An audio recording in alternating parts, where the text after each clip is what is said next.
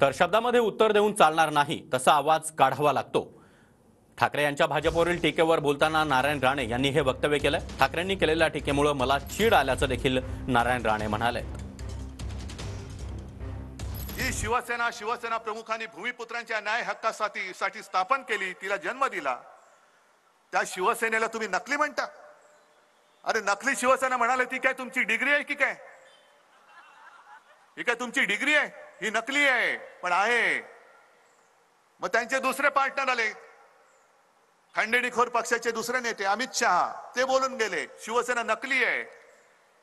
बोला तुम्ही, पण मी तुम्हाला जे भारतीय जनता पक्षाला म्हणतोय की हा भाडखाऊ जनता पक्ष आहे।